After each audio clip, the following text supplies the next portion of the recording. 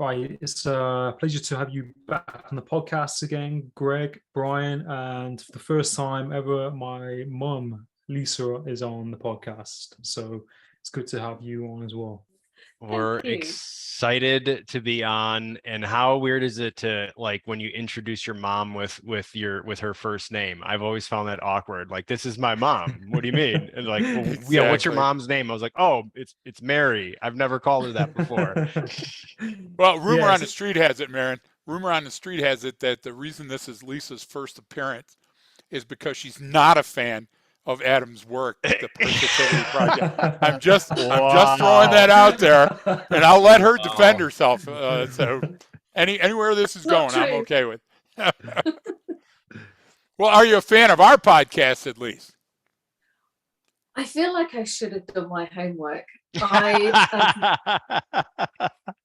I like the one with Dr. Rob Kelly. I've watched that was a very good one. Yeah, we absolutely enjoyed that. I can tell you this. I think your son has been our number one most repeating guest. I don't know if that's true, but it's got to feel like it's true. And at least on his show as well, because we're constantly commenting on each other's shows or sending people his way. Not that you need it, Adam, but there's a few that if you get them on, like Braid Babes, I'm still pushing that. I know that you got ghosted, but we'll get them back on the show because we think that opening up, they've got 3 huge locations in the United States. We think if we can get them somewhere near London, we can get them to foot the bill for Brian and I to come visit you in person. Hey, it sounds good to me. I mean, yeah, we'll have to make that work. And I did message them. I think they said they're quite busy at the minute. See what happens in the next chapter. But that'd be great to do. And I'm always grateful, for the guests that you send me. And I'll always try to push guests your way if I think they're good. So you had that the guy who's an ex-police officer, didn't you, on yours? I think. Yeah. Yeah, absolutely. And the same thing, if you turned us on to some great talent as well, you never know where talent is going to go. Like it's Marin's show. On our side, the left of Greg is Marin's show. His brainchild, he came up with it. And generally, everybody that he suggests gets on the show. Everybody I suggest, he stiff arms them and they never make it to the show. I don't know why that is.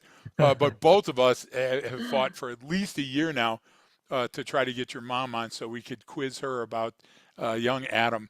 And Lisa, you're already using an assumed name, so you can use your, you change your photo, but you're never going to be able to deny that Adam's your son. And we're excited. What was your favorite nickname for Adam as a kid? As a kid? Yeah. Did you have something you called him, like Truly Scrumptious or, Little Weasel Head or something? No. Parents always have a nice nickname. No, nothing? Or is he texting you now and saying, keep a tight lip, Mom? I can think of one. You used to call me Adam Parsnip. Ah, yeah, that's Parsnip. a great one. Yeah. That's cute, We actually. hated it. Well, because he was 20. You know what I'm saying? Yeah. You didn't start till he was that old. Yeah. I'm only giving you grief, Adam, because both of my kids are 40. So it's like I can't qualify. Brian at least is in the same realm because his daughter is now a preteen, so he's got a little insurgent running around the home. But it's been so long. My grandkids are older than your mom. So I've got to kind of recuse myself. I don't know how that works. It's in America. If we were in Germany, they'd be older than her. Yeah. Yeah, it's funny, isn't it? Like what nicknames you get, growing up, and I think in general life, isn't it? People get random nicknames. Like, did you have them in the military? Did you have nicknames in the military? Yeah, so you usually call them call signs, and like I've had or a handle or a cuña, a nickname, whatever it is. But I've had several. I mean, we used to go by my actual call sign was our platoon's call sign was Shadow. So I was like Shadow 2 because I was the second guy. But stuff like that. But yeah, I've had several. Greg started trying to call me Meerkat a while ago. He's the only person who's ever called me that, and no one ever picked up on it. So I've had all kinds of different ones. Yeah. May I clarify a point of clarification, young Adam? So we can all share our nicknames because I'm dying to hear them all. But Marin never ever had a nickname. Everybody on the team had one, and generally you can't choose your own. So what happens is somebody will choose one for you, and then it sticks, even if it's horrible, and even if it brings out something you did as an idiot. I remember a kid back on cop work. We were doing a foot chase through Detroit, and he didn't see a chain that was going across to delineate a yard from the street, and it was snow covered, and he fell and he slid all the way down the street past the suspect. So we called him, his name was Robert, we called him Bobsled because he sledded past everybody, and it was great. The only person that hated it was him. So while we were teaching T3s in Fort Benning in Georgia, one of the people that's the king of misinformation, Eric Collier, came up and goes, oh, yeah, his call sign was Meerkat. So I started calling Brian Meerkat, and he would never answer. And I thought, wow, that's cool, because, sniper popping up in a little hole somewhere. And we both have, AFRICOM experience. And then, like 6 months ago, Brian came up to me in the hallway. And we've been together for years as a couple and as work partners. And Brian takes me into the hallway and says, only part of that's true. And he says, hey, by the way, buddy, I've never been called Meerkat. I don't know where that started. So I spent like 4 years in public calling him Meerkat, thinking that was his nickname. So I was hugely embarrassed by it. Just so you know. That damn Collier. Collier we call the shaved ape, another sniper who makes up language when he doesn't know the words. Oh, man. I was known as, Ro is my maiden name. So my brother, David, his nickname was Rowie. I was known as Rowie's sister. That was just me in his shadow. Great. Rowie's sister. There goes Rowie's sister. So that's great. Even now, when I go back to Nottingham, I've known someone to say, "You're Rowie's sister." Yeah. We actually Not good. we joke with Adam, and we call him the Reeve of the Shire. Because we all, we're American, so we're stupid, and we're geographically challenged. So we all thought like Nottingham was a made-up place. And so, like first time we met Adam, he's like, I'm from Nottinghamshire. It sounds like one of the Beatles. And we're like, yeah, he's giving us a line of shit. So then we look it up and we find out, no, it's the real thing. I didn't know. Number one. I didn't know those were real places. I didn't know Nottingham and Cornwall. I thought those were just stuff I read in books, and it turns out they really exist. Number one favorite thing about your son, if we're sharing, is that all of his early broadcasts, the reason I call Brian, you got to look at this kid. Greg got me and Brian is like, who? I go, Adam Parr, Parrsitivity. It's a play on words. And so Brian goes over, and Adam's first shows were all from somebody's car. Now, Adam says it's his car, but we don't know that to be true. The platinum spoon in him. I think it was just a cab parked on the side of the road. But he kept saying, oh, it's for the acoustic quality. We laughed through those early shows. It's still our favorite. We loved it because he would call in from a car, and I'm like, this is awesome. Like, this is a great, because he is right. Like, the sound is much better inside of a vehicle because it just stays trapped in there. You got it's sealed sort of like, and I was like, this is so much fun. And Greg would always be like, we got hit up Adam again. Let's go talk to him again. I'm like, he's so intense. He's so young. 2, he's smart beyond his years. 3, he's so very articulate. 4, he's absolutely genuine. I could go on. Greg, he's on the call. You're like talking about him. He's not here. He's right there. So I'm trying to make him look good in front of his mom and his girlfriend, who shall remain nameless. Apparently, there hasn't been a date set for that either. And we're invited. Brian and I will be co-best men at your wedding, and we got to wear those top hats and everything. I think it'll be great. But it's funny because we go on a lot of shows, and sometimes when we go on other shows, and folks, don't stop calling us. We'd love to go on your show. But a lot of times we go on a show and you're sitting there going, okay, is this going to go anywhere? With you go, I was just thinking, and then you come out with the greatest question that we've ever heard. And we're like, where does he get these things? So I like your casual approach. It's a lot of fun. It's the first time that we can go in unscripted. Like your mom said, we didn't have to do any research for the show because we knew that it was going to be fun from the beginning. This is the one that we like to do where we can just let our hair down, Marin. And as a matter of fact, it's down. Marin's hair is longer than yours. So just so you know. So if you guys want to share hair tips, we'll allow that too. Yeah. No, no, I'm really, really grateful, for like, you guys being my friends and like supporting me, since day one, and for the great episodes that we've done, and and the last that we have, and I'm really, really grateful from the bottom of my heart, for everything really, and it's always a blast every time we do a podcast, and I think it's quite rare you kind of find that, isn't it, really, and Yep. it really means a lot, and I, like you said, we don't have to kind of plan too much. It's just kind of good all round. And I always appreciate your support, and you kind of keep me accountable, I find, because if I'm working, I'm like, okay, I need to do a podcast because I know Brian or Greg's going to message me, be like, where's your content? So you kind of keep me on track when when I'm doing things. So it's We also mess with you. yeah, We also yeah, you mess with you do. when you pick out, like, for example, at least I don't know how closely you follow LinkedIn, because there's probably a LinkedIn Not Newcastle or really. some crap for Europe, and it's got the EU on the bottom. So your son every once in a while gets lazy, and I don't know if you know this side of him. And what Adam will Oh do yeah. is Adam will pick out some other guy's quote. You get what I'm trying to say? Like early Gandhi, or some great thing that Gorbachev said during Glasnost, and he'll put it on there, and he'll put a photo of him with a thumbs up, and we hit him up every time. We go, that's not content, pal. Those platitudes don't cut it. If you're going to be a writer, if you're going to be an author or a journalist or a motivational speaker, because you've got the certification, we want to hear your words. First rule in my world is, if you say you want to be a life coach or a mentor or anything else, and I go to your site and the first 4 quotes are from somebody else, why do I need you? I can read. I don't read very well. I'm from Detroit.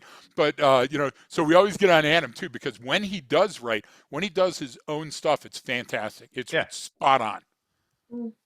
Another Yeah. compliment. Hey, buddy, No, start keeping tabs, because I am. yeah. This is going to You're gonna cost you. You're gonna have to Venmo Greg after this for all the Exactly. I know, yeah. compliments. I have to get my PayPal account sorted out. That's so Yeah, funny. exactly. Just give us the last 6 of Yeah. your social security number. We'll take it from there. Yeah, I No, I don't think they really, have those. So. yeah, no, I really appreciate it. And, like, I think, like you said, if you're going to do a quote or something, a lot of people share these quotes of other people. And since you mentioned that, sometimes I'll find a quote from someone else and I go to post it, then it hits me and I'm like, I need to delete that, because otherwise Greg's going to hit me up and be like, what are you doing? Exactly. So, Because listen, it comes right down to this.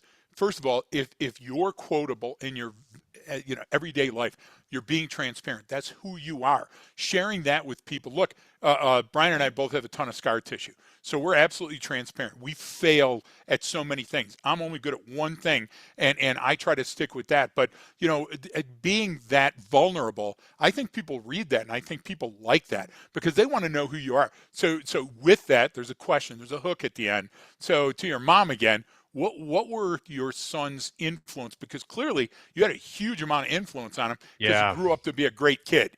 I mean, he's not in prison. He's not wearing a tether. His girlfriend's kind of cute. You should have her eyes checked at him. But other than running around living in a tent on weekends and stuff, I mean, he's a pretty together kid. How was he always that way, or did you have to straighten him up a lot?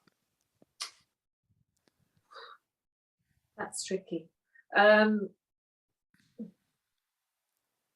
thought about this. Adam's always been a good communicator since he could speak. I've just been like a translator.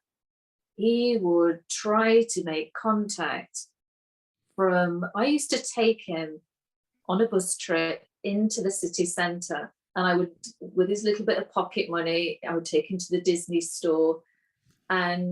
But the best part of that weekly thing was Adam on the bus trying to talk to people.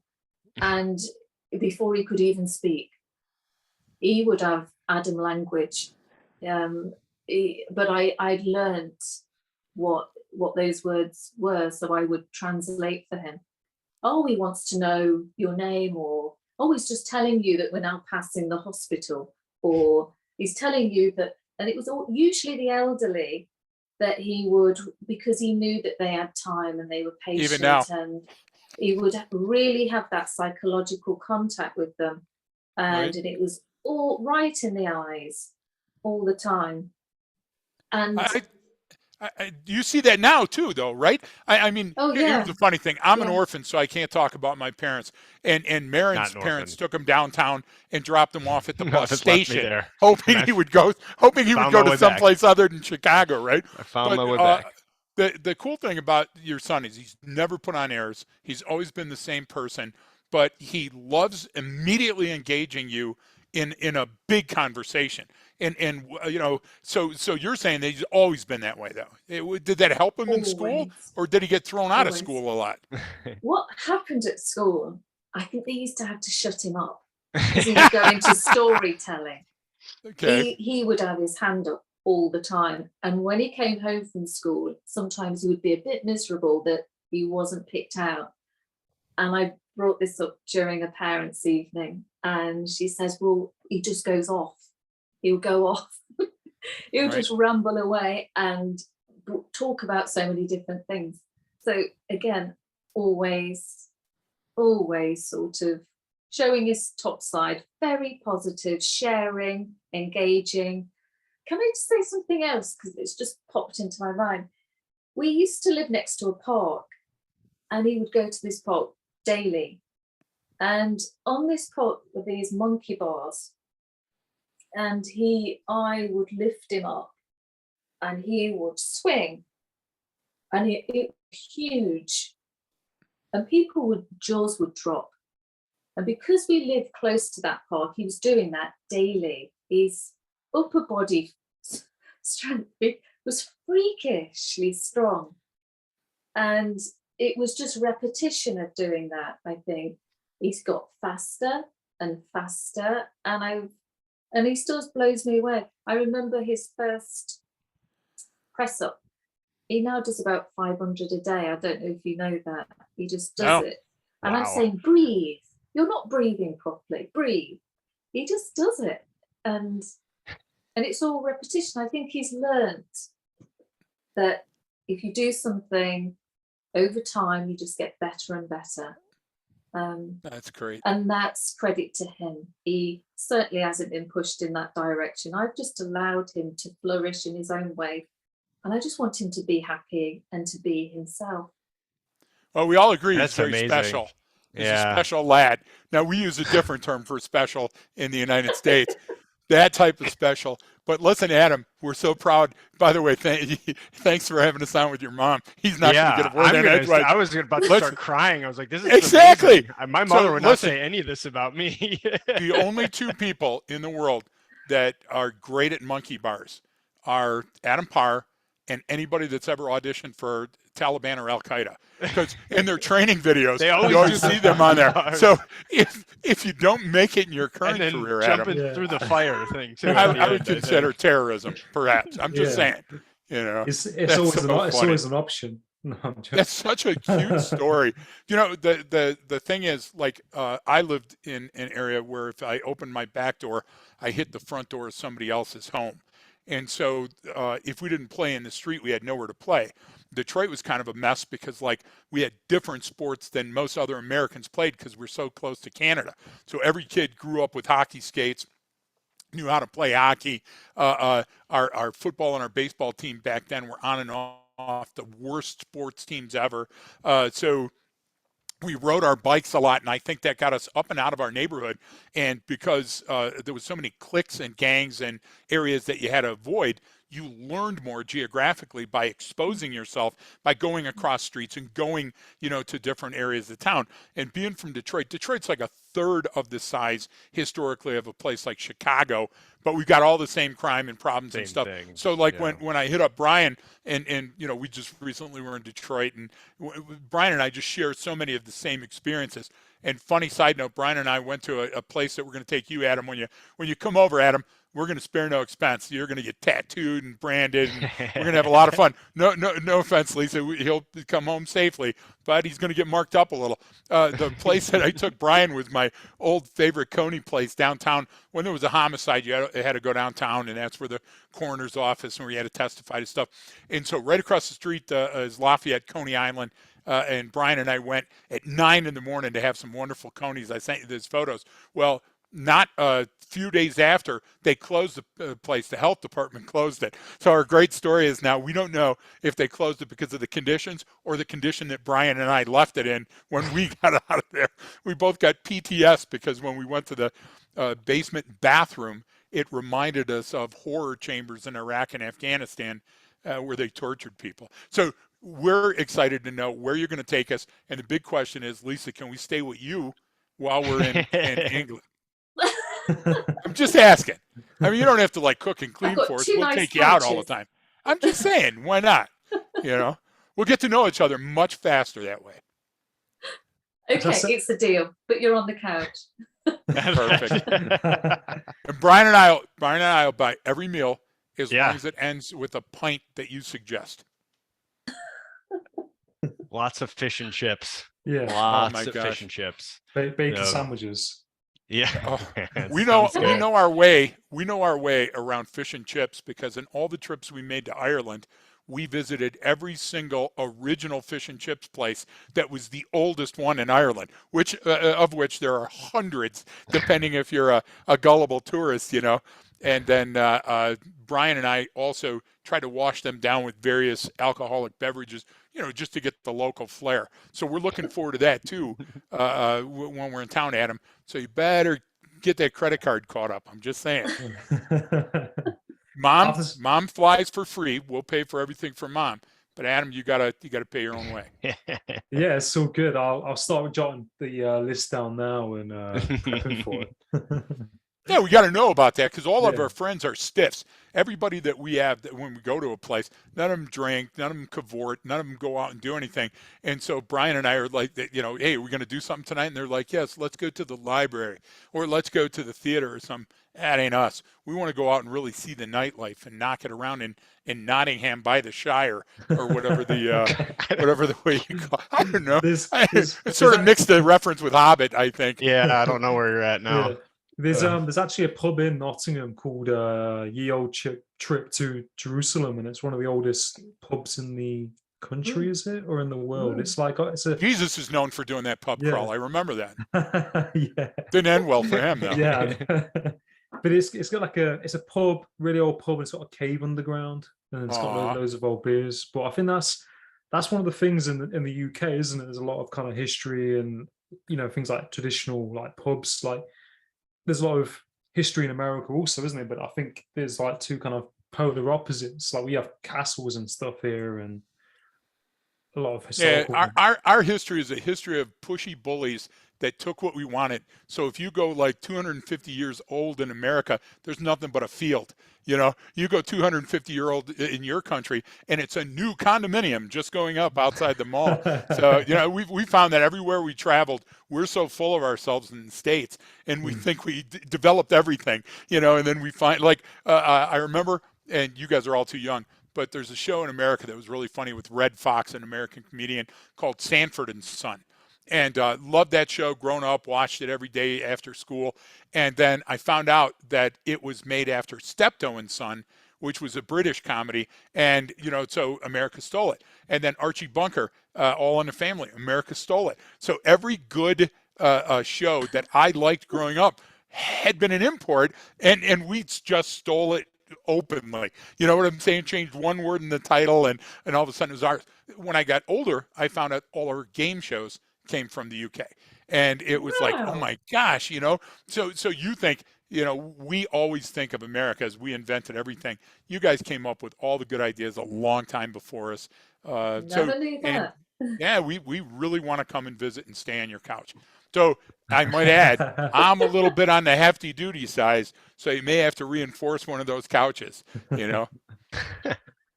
I need to add true. that we no longer live in Nottinghamshire. We live in Cornwall now. Yeah, well, but Nottingham, the joke is never going to get old with me, and I'm not very smart, so now having to learn Cornwall, that's going to be tough. But I do know Cornwallis, who's a famous general, so that'll help. How did that end? And Brian and I were just in Ann Arbor, Michigan, where we actually went to Jerusalem Garden Restaurant. And Adam, it's another place that we're going to take you when you come over. We really had a good time. So your place being called Jerusalem and ours being called Jerusalem, it's got to be destiny, man. it's fate, isn't it? It's just aligned. Yeah. So, But like, Lisa, did you have to go out a lot when Adam was growing up and just tie one on and get hammered because there was like a lot of problems at home, skin popping heroin, and or was he like the most sedentary kid? None of those problems. stuff at He was school. very good. So you got to be careful because you're probably Yeah. In primary school, he was such a good boy, and very stubborn with me. Yeah, but with friends, outsiders, he would give things, give his toys, but very stubborn with me. It's been very difficult to mold this one. Write this Very down, Parr. It's been a white knuckle ride for me. Oh my God. Adam was born 8 weeks early. Yeah. 8 weeks early. And when I was first introduced to him, there he was in an incubator an hour later after he was born, with tubes and intravenous, with his hands behind his head. Yeah. Just chilling. He was hitting the button for the nurse call button. With his hands behind his head. Yeah. Well, super cool. Your son's story is an amazing story of resilience. And I don't know your story. Love to find out while we're sleeping on your couch for the month that we'll be living with you, or two. So I hope you've got a big refrigerator, whatever you call the ice box there, because I eat a lot after hours too, like a gremlin. But Adam shared many times over his podcast, and I got to be absolutely honest. I don't listen to every one of them. Because any of the ones that get preachy from the other person, I tune out. But there's a lot of your guests that really lay it on the line, and you really probe well with them. And on those ones, I really enjoy it. Your story is fascinating, Adam, and being that you lived to this age without giving up. I mean, there's a lot of people that have endured. Like this is a new facet of your life. We didn't understand that you were in the little incubator because you weren't quite done yet. The easy bake oven, they had to put you back in for a while, right? That's just another amazing chapter of how you overcame all types of adversity in your life to get where you are. That's it. Brian has none of that. Brian born with a gold spoon in his mouth, given everything, royal treatment, all that stuff. Yes. But Adam, kudos to you for enduring. I think it's, I mean, like so far, like I think what I've come to, I think I've realized is that I like to kind of get things done, and I think my mum said early on, I just kind of couldn't wait to get out. And sometimes I want to get kind of everything, there and then. And I've got all this kind of drive, in me. And I think I just think about me as a kid, just probably wanting to get out into the world and, like being born, if that makes sense, like that early. But exactly. But like unstoppable. But it's not, like, okay, like I was great as a kid and stuff, but I think like I did have, a lot of kind of stuff going off as a teenager. I didn't really care. I had a massive ego. I wasn't bothered. I was around the wrong people. So I mean, okay, I was great, I think to a certain extent, but then I was a bit of a knob, so to speak. Like I was just didn't give a shit. I had an attitude, and in school, teachers didn't really care too much. I was hanging around with the wrong people, and then that event that happened that you mentioned was something that kind of woke me up to get me out of that. Because I mean, if I would have carried on that path, I don't know what would have happened. I don't know. And everyone has that. I've had so many of those experiences. I mean, you get that. You get you get a big head, you get a big ego. You're having fun. You don't care about other stuff. And when you have a humbling experience like what you have and what you talked about before, which I know kind of led you sort of down this path, like, I've had so many of those types of things where it's like, no, I got this. And then you get beat down, sometimes literally, sometimes metaphorically, but you do. And then it's all about what do you do next? You go, oh man, wow, I was really outrunning my headlights there. I was really not making the right decisions. Like you said, I did the same thing. I got in trouble so many times as a little kid, and it was wrong crowd of people. And you know what? We all went in life. And fortunately I had someone there to correct me. So I got back on the path where they all just kept going. A lot of them kept going down that path. And that's the thing, is like, you at least have that experience, and everyone reacts to those experiences differently. You got a choice to say, oh, well, you know what, this is the world out to get me and I can't do anything right, or look at what happened to me, poor me. Or you learn and you go, wow, okay, what's really important?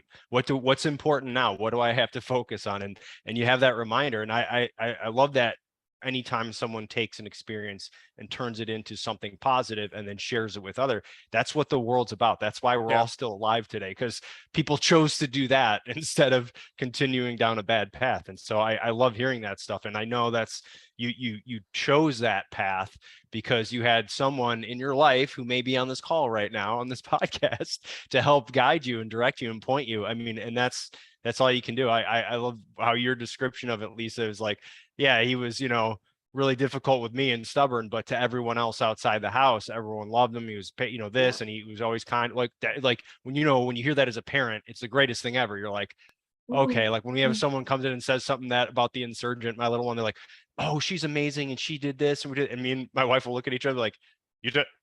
Are we talking about the same person here? Like, you mean Right. the one who just talked back to us and yelled and screamed and threw a fit, like that one? And they're like, yeah, she's amazing. And we're like, okay, well, at least we're doing the right thing, because to everyone else, she's really, really great too. But she could be very difficult and stubborn with us. But that's good. I mean, what are they doing out in the world? That's so cool that I love that you have that behind you, Adam, from that experience that you learned, and you learned the right way. You learned the right thing to do from your experience. And Lisa, know this. Know from the earliest times, from the very first time that I met your son, on the show and off the show, he always mentions you. Now, that's a great thing, because I don't have that luxury. My son's 39, my daughter's 40. She just got her PhD, so I now have to call her doctor and then wait in line, you know what I'm saying, for her to call me back. But with both of my kids, absolutely everything that they did in their lives since they were a zygote, they did. They were inspired by it. They learned it. Shelly and I, my wife and I, never taught them anything. You know what I'm saying? We never gave them any good advice. You know how kids are. They grew up, and you would believe that Nico and Andy, my two kids, were just sprung from the wellspring and had all this independent knowledge. And I see the other day, I went over to my son's house because they were out of town and we were watching the dog. And I see all this stuff in his garage, all has the same REMO on it. Now, Remo, that was my nickname. And so I look and I go, chainsaw, string trimmer, lawnmower, everything else. And I'm like, oh, no wonder he got such a great start. He's got all the stuff out of my garage. Now, it sounds like Adam was exactly the opposite, that he didn't take anything and was always just giving. Is that true? Is that how he started? Or does he claim that he was born full grown too? Always giving, learning his own, learning through making mistakes. I was just pounding him all the time. It was good that he was kind, always kind-hearted, but over-pleasing others, almost impulsively over-pleasing others. He was just stuck in that confluence, that negative confluence of being everything to everyone else, and very egotistical, making people laugh, and it led him up the wrong way. Very, very tricky. The scaffolding was always there. I was his scaffold, just waiting for it to all collapse. That's all I could do, and that's all I could be, because I would send him off I would drive him to school. I would watch him go in through the doors. This is in secondary school, right through secondary as well. But he wasn't getting into class on time. So he was very, very difficult, very rebellious. He left school with good grades too, in spite of the fact that he had post-traumatic stress disorder. I don't know how you manage that. I still don't know how you manage that, but he gets through. But that accident that he had, when I went to the hospital, they were picking chunks of glass out of him, and his heart rate was, he was on a heart monitor, and he just looked at me and said, I will never upset you again. Wow. See, again, so Adam, you're clearly an alien baby. So I don't know how it happened. I'd love to read the story about that. But like, that's not how normal kids learn things and how they Yeah. respond. I give you all the credit in the world, because here's some of the stuff. Like, you can see me on the Zoom. I don't know if this will be played audio or actually with a video, but I'm hideous. I've always been hideous. There was never a time in my life that I was good looking. I had the Shrek 2 thing going since I was born. So you're a good looking guy. Second thing is hair. I've had this Apache hair, Native American hair, a patch here and a patchy there, all my life, and it's always been hideous. You and your mom clearly are from the Marin school of Goldilocks and having the wonderful hair and stuff. So you're a good looking kid. You got all this going for you. You got a great mom. And so you still choose to learn outside the box, which is cool. But that scar tissue, here, literal scar tissue, and funny that your mom used the term scaffold. You get what I'm saying? Man, it's like it was destiny. And pardon the language, but I truly believe that God, Buddha, Vishnu, Allah, your lava lamp in your room, whatever you believe in, every once in a while likes to bitch slap you down just to make sure that you're on your knees and you take another look and you get back up. And Adam, it feels like you were hand delivered into that. You were doing everything in your power to call it out, and then when it did happen, you knew it right away. Most people don't get that. Most people, like, I hate when people talk about rock bottom, but most people that I interview say, oh, I had to reach rock bottom before I got back up. You didn't reach rock bottom. You got a good smack. I mean, it almost killed you. But by the same token, you learned right from that incident. What was that like? What was your relationship like with Lisa after that? No, I really appreciate your confidence, Greg. And yeah, no, that incident, I mean, I just felt really, really bad. Because I was, a lot of different things happened. Like that incident happened, so I was in shock. And I felt really bad for, like, letting my mum down. And at the time I wanted to join the police. So then I was like, well, that's the end of that, because I might get a criminal record because of that. So then I felt even worse on that. And then the girl I was with at the time, she ended up by leaving me because it was too much for her. So then that was on top. And then the around the same time, was it the guy who helped me when I fell through the roof? He ended up, like, committing suicide later on. And then the girl who I was with in that event, she ended up doing the same because she had, like, depression and she wasn't right. Yeah. So it was like bang, bang. And then I remember walking into the hospital with the medics, and I bumped into a friend outside the hospital that I went to school with. And then it must have been, was it within that year, possibly, that he then passed away from, like, like a tumor. It was just weird. It was like all these different things all on once. So then it was like triggering, I don't know, it was like probably made my PTSD even worse than probably what it could have been, because these random people ended up, it was like passing away in that time that I was going through the hard time.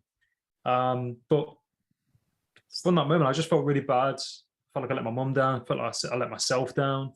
I didn't trust myself. My trust just went. Didn't even want to go out anymore. So it's kind of like relearning all of those things: how to trust yourself, how to go back out again, how to go out into the world, and understanding what the hell is going on at the same time, and making that choice to move forward and see a way out. I think it's just incredible. So everybody on the call has PTS, and some of it's undiagnosed, much of it's diagnosed. But how you deal with that and how you decide to get back up is hugely important. And your story of resilience will always make us friends, because I always love going back to that story, which drives my next question. I've got a couple written down for Lisa. Lisa, do you like his girlfriend? Of course. Okay. Absolutely. Now you can tell me what a great segue here. Wow. But that's why I wanted to try to capture her spontaneously. How hard is that? How hard is conceding control of Adam, the brilliant, headstrong mule, to another female? I don't think she had control of Adam. It sounds like Adam has been on his own plan the whole time. Yeah, but she reined him in when he needed it, and he came back. So I like that. But I mean, seriously, that's got to be hard. Again, I'm an orphan, so I would know that. But in Greg your is not an orphan. situation, I am an orphan. In your situation, Lisa, did you, was it like there's usually with parents, there's usually the thank God he's on his way out, he'll be on his own now, the sigh of relief, or there's the man, I've so relied on his company for all this time. Because a couple of the early episodes, Adam, I think you were like in your mom's driveway and, down the house, and it was always about either going or coming from mom's for something to eat, and so that's got to be a hard break because you guys were close the whole time, right? We're still close. We'll always be close. It's just a connection thing. I just feel the closeness, even when it's not. Sometimes it's very tricky, isn't it, Adam? What's tricky? We'll always be close. Right. I just have that antenna, and I know when he's not okay. I can just tune right into him. I must say, I'm completely guilty of this. I tried to stop him from doing these podcasts, and we went walking in the sand dunes one day. This is about 5 or 6 years ago, and he was saying he gave me some ideas around what he wanted to do, broadcasting to people, and I felt he was very vulnerable, sticking his head above the parapet and all of that. So I was like, oh, I don't know. Ooh. He just got on with it. And before I was watching him on Facebook and Instagram, and he was just so none of this is any influence from me. In fact, I've slowed him down at times, being That's good though, overprotective. because you slowed him down so he was careful going into it. But I'm glad that you didn't stop him because he's a voice that needs to be heard. No. So I'm a voracious reader. I'm not a TV person very much. I love film, but I love old film. Brian and I have some really deep discussions about stuff, and LinkedIn is my only form of social media, so I don't have any other. And on LinkedIn, not to bash LinkedIn, the LinkedIn police are probably after me anyway, but you read so much tripe. It's like yada yada, lost this, lost that. Listen, all of us on this call could talk about all the friends we lost and all the suicides we endured and all this stuff. That's the passage. That's life. If you're born, you're gonna die. So let's get that right up front. They should tell you that as a baby, stamp it on your forehead. But all these other people, it's all about a gimmick. And so when we read it, the gimmick was, you got to do this, or there's 21 rules, or there's 19 paths to freedom. And it all starts with reading a book or reciting something or doing goat yoga. And you know what? Every one of us copes with stress in our own ways. And we all avail ourselves of either good, supportive friends, or we start smoking the ganj, or, we take up ritual masturbation at, public events or whatever it is. But we all got these really weird things that we do. But if you've got anybody that you can call family, I can't, or if you've got anybody that you can share your story with. And so right away, I hear Adam, and Adam wasn't begging for anything. Adam was saying, hey, I've been around. I don't know much, but I know this. And then it was the next thing. I'll tell you another thing that caught me with Adam's show too. We in America have a real problem with racism. And it's not all of the crap that you hear about the hidden racism and this and that. And, we did that. What it is we're suspicious of other people that don't look exactly like us. And so having somebody of color on your podcast, almost never done. Having somebody that's from India or Pakistan or China or Mexico on your podcast is almost never done. With Adam's a Crayola crayon box. You are always having different people from different backgrounds and different social status and stuff. So that's another thing. So that's one of the reasons we try to push the hard people. And I'm telling you, don't give up on Will Atkinson. Don't give up on Martin. Certainly don't give up on the Braid Babes. They're hard nuts to crack. But once you get them out there, they're going to learn from you. And you got to keep doing the show. I know how arduous it is. Trust me. Brian's schedule for filming and doing all this stuff, I don't know how he fits the podcast in. And we do a podcast a week and the weekly update and try to do the interviews, and it's killing us because it's not a means of income. We don't make any money doing it, right? but it's our voice. So our training kind of is our professional voice, our all science all the time, and our podcast is where we can let our collective hair down, you know. So don't get dissuaded. And I'm glad you kept up with them, Lisa. And does anybody, as a fan, does anybody stop you on the street and go, "Oh, we're huge fans of your son"? Has that happened yet? Have you had that moment yet? No, unfortunately. I'm Oh, waiting it though. will. It will. After this podcast, it will, because Brian and I are also going to hold up cards with your son's home address and his phone number, so people can just randomly stop in and say hello to him. Has that happened to you, Adam? Yet? Have you been recognized? I had it the other day actually in the office. I've got someone who follows me on LinkedIn, and they came up to me actually and said they want to be on the podcast because Aw. they've got a story. But I was just working away, and this guy came up to me. He's like, "Oh, I saw, I like what you're doing." I was like, "Oh, thanks, I really appreciate it." So I mean, that's kind of the closest it's got to that kind of thing. But That's happened to me too, but usually it's like at a bus station or when I'm about to get in a taxi, a guy will walk up and make a comment like that. It's for a totally different reason. It's not a Completely fan. different reason. In America, we Yeah. call them stalkers, and I've got my handful.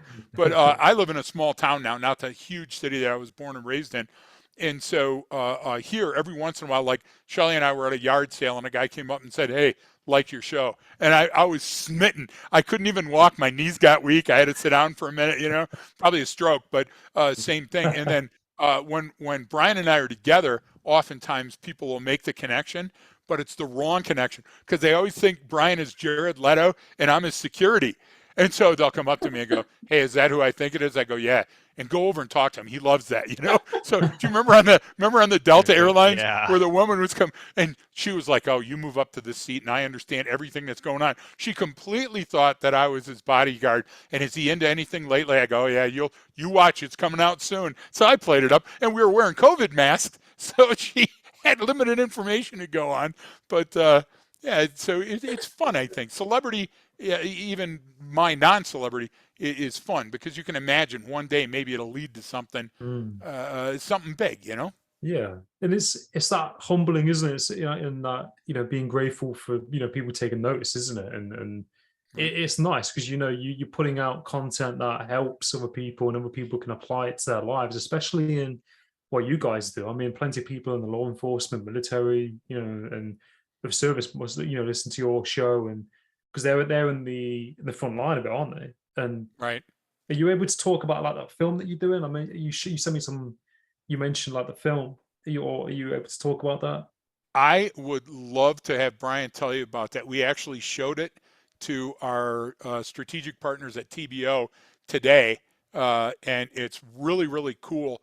Brian, can you give me a quick 411 on Milo, our homeowner? Yeah. Well, once we know next week kind of what the plan is going forward, I'll definitely, it could first when it gets public, it'll be on LinkedIn. I'll make sure to like tag you in and check it out. It's a few minute promo video of this collaboration we did with a pretty big company that does law enforcement video simulation type training. They probably have those in some of the police agencies in Europe and definitely in the UK because they're an international company. They do stuff everywhere. So it's pretty cool. It's really cool though. You'll dig it.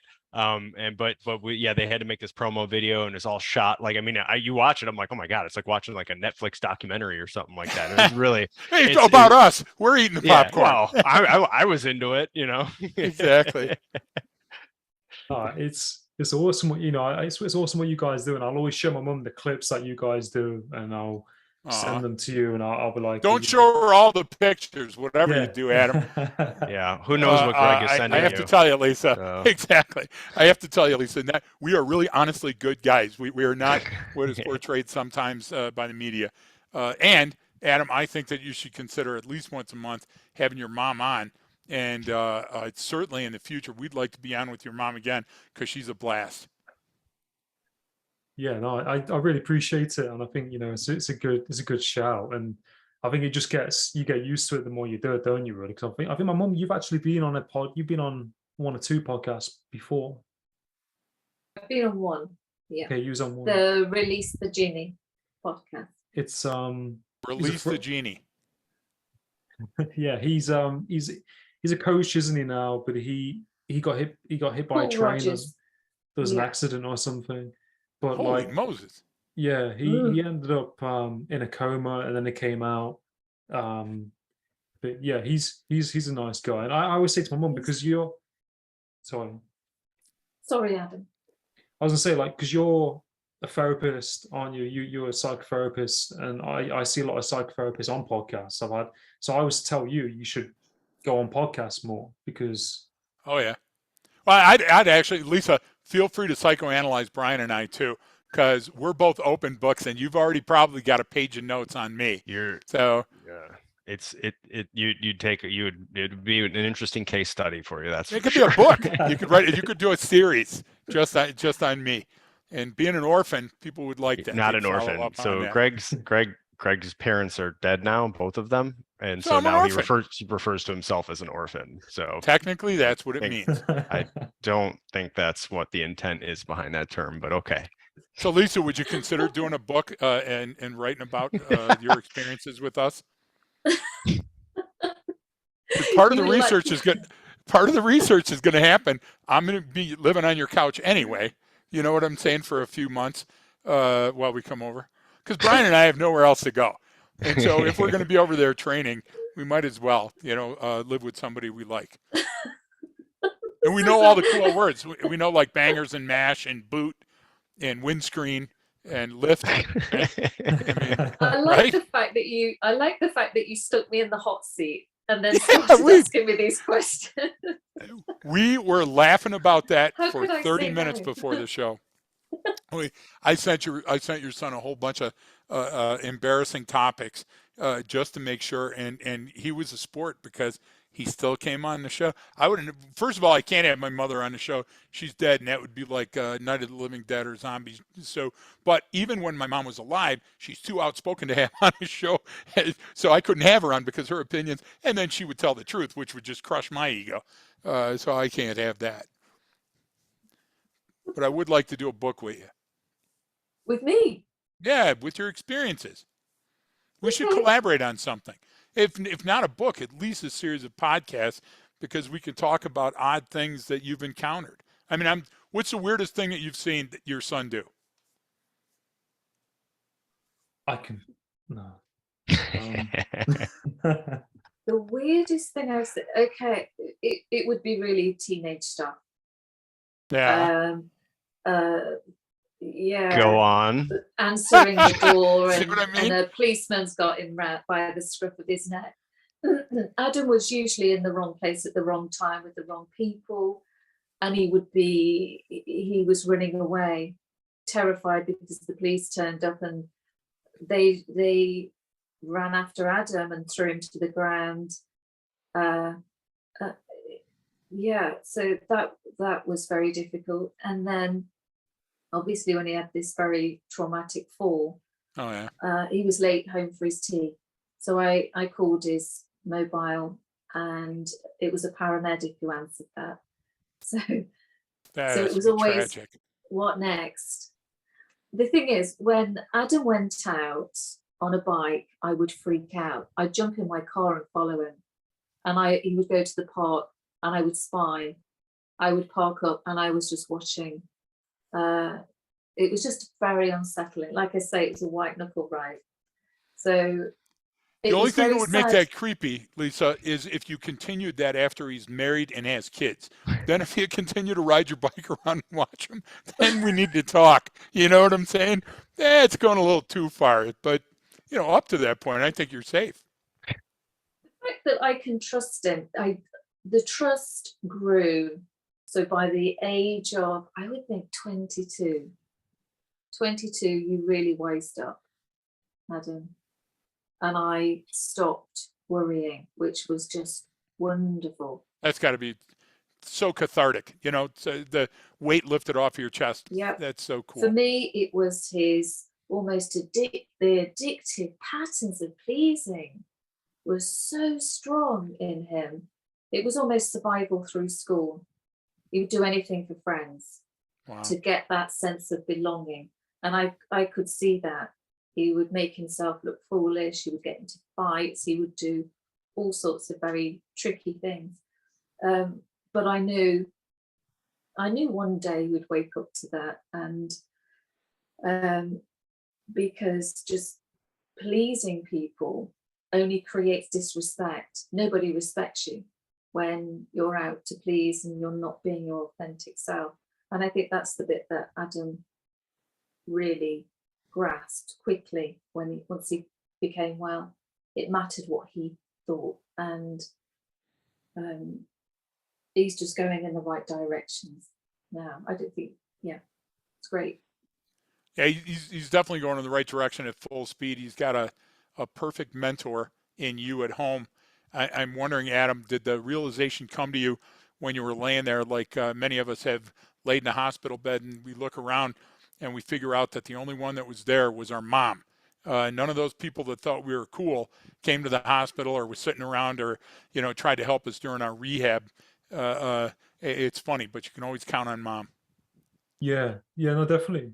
I mean, my mum was there, and she turned up, and my mum at the time was you studying your hypnotherapy course, or you was doing hypnotherapy or something like that. So when I was kind of, going through all that trauma and stuff, my mum was actually giving me like hypnotherapy, which helped.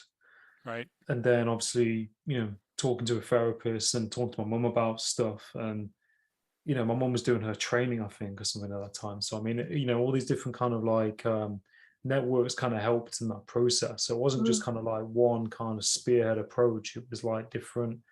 My mum, the doctor, the a company called CAMS. It's like children, adult mental health or something. So all these different kind of like people kind of came in and intervened. But yeah, that I think without that, I don't know, like. Well, plus you were a captive audience. You couldn't get away, could you? You know what I'm saying? You were in one place for a while you were healing, and they could all reach you at that place. So I think that might help too. Yeah. I think it all kind of helped and all kind of came together. But I always looked up to my mom. My mom, like, you had a, say you separated, didn't you, from my brother's dad? You was doing your degree, you moved house, you moved down to, Cornwall. You was doing this while I was juggling all this stuff. So I look up to my mum and what she does. I look up to my, you and Brian, what you do. Like you're my role models and mentors as well. And I'm just blessed and grateful, forever. That's so nice. We appreciate it. I was getting nervous when someone says, "No, I look up to what you do." I was like, no, don't do that. Exactly. There's much better examples to follow. We're kind of what not to do, Brian. We're kind of helpful. Follow your mom, Adam. Don't follow Brian and I. It is good to see what wrong looks like. So exactly, and here it is. Will be that bad example for you. Well, just know that we love appearing on your show. We're huge fans of your show. We can't wait to get you over here so we can, like I said, tat and brand you up and get you the American experience, get you robbed, American experience, those type of things. Robbed, beat up, tattoos, exactly. Kidnap, perhaps. Go shoot some guns, do all that kind of stuff. And now that we've met your mom, Brian and I both want to come over so we can sleep on a couch and tour London. Listen, I saw 28 days later and 28 weeks later, so I pretty much know the layout of London like the back of my hand. So I'll probably be leading you guys around when I'm there. Yeah, no, cool. You should get my mum on here too. My God. mum is, I don't know if Adam was too keen on that idea. I like that. I have to give some credit to my mum. My mum is a rock to us as a family. She's a consistent support. My stepfather, my mum are just amazing, and they're a part of that scaffold too, and they've always been there 100%. And so it isn't just me. I'm not just taking exactly what a humble mom would say. And I would answer you, Lisa, saying Brian and I would be honored to be on that podcast, and it would only help Adam grow psychologically or be scarred further for life. So I think either way, I'm willing to play with Adam's future. I mean, Brian, what do you say? We could be Sounds all in on great. that one. You know what I'm saying? Sort of a real life experiment, but I'd love to meet your mom. That would be great. You probably wouldn't understand my dad because he's from Liverpool. So I mean, he's got very strong accent, but he's in Jersey, isn't he? Like I think did you my dad when my dad broke up? Was I 3 or 4? Yes, nearly 3. So I mean, my dad's in contact with me, but he's like he lives in like a little island away from here. So he's kind of always been there like on the phone and stuff. Do you know what I mean? I see him, Yeah. you know, but he's a chef, so he's kind of always worked elsewhere. But you know, I've probably you would say I've got my dad's very social, isn't he? Very, I kind of probably have very different talkative. traits. But Very yeah. talkative. Yeah. Yeah, we'll make it happen. We'll sort that out, and We'll do the whole family. We'll do your dad, then we'll get your dad and mom arguing again. We'll get them back on then, and then Brian and I'll step in and break that up. We could do a whole series here. I think people would love it. The Adams family. Yeah. Yeah, here in the United States, Yeah. we call it the Manson family. You know, it's the same thing. Yeah. Dysfunction sells, though. We all know that. It's awesome, but yeah, no, it's been great, you know, like and like talking to you guys, you know, once again, and to be able to do this, you know, is really awesome, and you know, I look forward to the future, and you know, like coming over there and seeing you guys, and you know, I think it'd be really great, and you know, I'm really grateful, you know, to be your friends and to have these experiences, you know, you know, you always, you know, support me in what I do, and I always support you guys and what you do as well. Well, And thanks. thank you, We thank you. appreciate it. We appreciate that. Well, let's You're set stuff up. It's been too long, and at least we'll give you some cannon fodder for people to poke fun at when this episode comes out. Brian's promised that when the big news release is ready, you'll be one of the outlets. I love that. Now Yeah. we've met your mom, and she's given us sort of a open invitation to drop in anytime for any length of time. We love that, Lisa. Thank you so much for that. I like the way that sounds because we're going to visit. You know, our good friend Martin lives there, and Martin's never once invited us over to stay. He's always, oh, look at the time. You know what I'm saying? He's always too busy. So we're ready. And honestly, though, Adam, thanks for having us on your show. We love talking to you. It's like Zooming with family. It's not like being on a talk show. Yeah, no, you're most welcome. It's always great to have you guys on, and I feel exactly the same way. You know, it's always a pleasure, and you know, thank you, Mum, for being on the podcast as well. It's really good, you know, to have you on, and thank you for everything. And you know, it's great to have you. Thank you guys both, and it was great to meet you, Lisa. I mean, oh my gosh, we're so it's humbled. awesome. Yeah, I appreciate it. Thank you. Great to meet you both too. Thank you. Huge fans. Absolute pleasure. Yeah, stay tuned for next time. Hope you have a great one.